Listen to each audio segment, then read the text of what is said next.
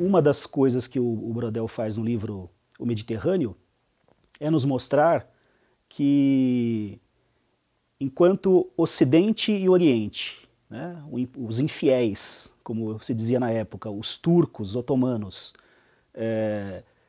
estavam em luta contra a cristandade, o fundamental não era isso. O fundamental é que, por baixo dessas lutas políticas, o eixo econômico estava se modificando do Mediterrâneo para o Atlântico. Então, o Mediterrâneo deixaria de ser o centro de uma economia mundo e esse eixo econômico se deslocaria para o Atlântico Norte e começaria uma outra história. Mas essa outra história a gente não vê estudando só as batalhas e as rivalidades entre o sultão e o imperador Carlos V, entre o imperador Carlos V e o rei da França, Francisco, o cristianíssimo, né? Então o Brodel nos mostra uma outra camada da história. Ele está escrevendo isso no momento que vários historiadores estão falando da decadência do Ocidente, da decadência da Europa, mas ele quer mostrar que o Mediterrâneo, na verdade, não decaiu tão rapidamente quanto os historiadores falavam. Como toda obra de um historiador, ela é também um diálogo do presente com o passado, né? Cada vez que um historiador escreve sobre um momento do passado, ele está estabelecendo um diálogo da época dele com esse passado, por isso que a gente pode sempre reescrever a história. Fernand Braudel é um historiador que nasceu em 1902 na região da Lorena.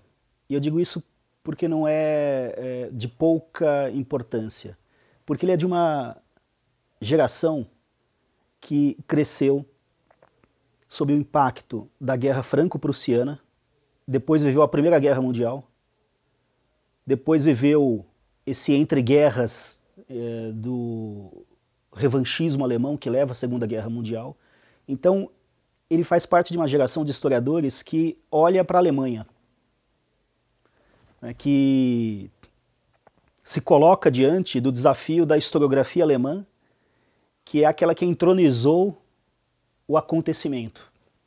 Ou seja, o historiador deveria, no máximo, se contentar em olhar documentos diplomáticos, documentos produzidos pelo Estado, e descrever a trajetória de um dado ministro, do rei, ou de um próprio de um rei, ou de uma batalha, né? É uma história-batalha. Essa história começou a se tornar muito pequena diante do desafio das ciências sociais, que abriam novos campos de estudo, né? Da antropologia, da sociologia, depois da ciência política. Brodel se contrapôs à história-batalha dos alemães utilizando fontes que iam muito além dos documentos diplomáticos.